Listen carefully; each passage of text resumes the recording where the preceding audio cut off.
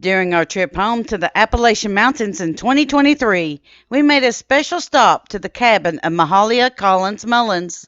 We wish to thank the caregivers of her cabin located in Vardy Valley near Sneedville, Tennessee, for granting us access to her cabin.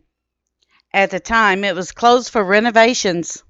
Please check with the Mahala Mullins Facebook page or with the Vardy Valley Historical Society website for scheduling and a trip to the cabin. It is well worth taking a tour of the area, and we highly recommend it. This video is a series of snapshots taken from us from around the area of her cabin and inside it. Please note that this is not the original site of the cabin, as the cabin was located on the ridge behind it. We also have a video next week containing our walk through the cabin and its history. Come along with us as we walk through the history of Mahalia Mullins, Lady Moonshiner. Who was Mahalia? Born on March 30th, 1824 in Sneedville, located in Hancock County, Tennessee. She was the daughter of Solomon Dickinson Collins, Jr. and Virginia Jane Ginsey, also known as Jane Goins. They were Melungeons and were treated very poorly by the community of the time.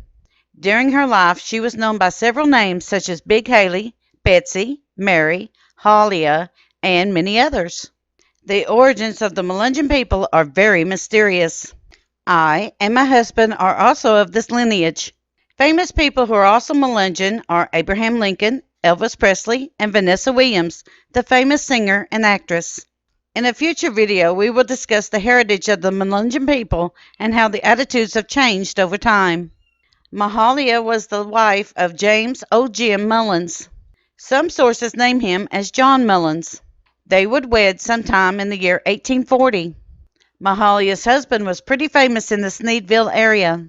It seems that he had been struck by lightning several times over his life and lived to tell the tale about it.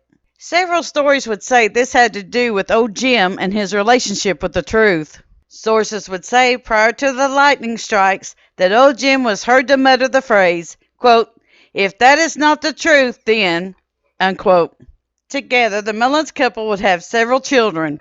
The sources range from 10 to 19 children, but the most common number seems to be 18. Rumors of Mullins' size. After the birth of her last child, Mullins developed elephantiasis. Elephantiasis is a disease caused by the bite of a mosquito. It causes a disability that includes extreme swelling and enlargement of different body parts. The pain the disease causes is severe, leaving the person unable to complete daily tasks. Before her illness took hold of her, she dressed in fine dresses and conducted herself in the most regal of ways.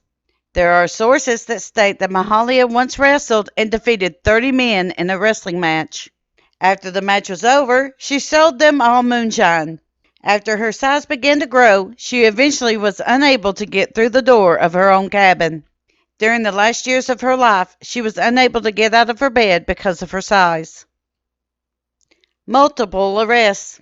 Mullins was caught having her moonshine supermarket several times.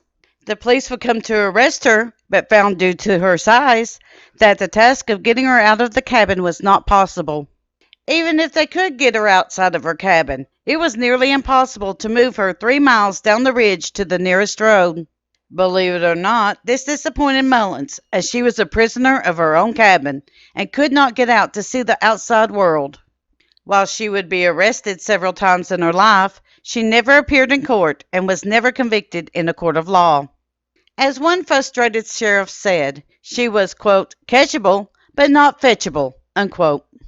This became legendary among the people in the surrounding area, and she was often seen as a Robin Hood kind of character. Her passing. Mahalia's health took a turn for the worse. As she was unable to get out of bed because of the elephantiasis, this left her vulnerable to other symptoms. Mahalia would die on September 10, 1898, at the age of 74 in Hancock, Tennessee.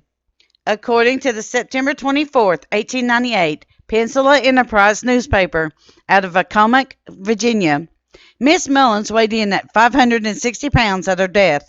Several other sources have the weight ranging from 400 to 700 pounds. In either case, this was an estimate. According to the same source, It was believed that she was poisoned by envious makers of illicit whiskey. However, it is commonly thought that she died due to complications of her long-term illness.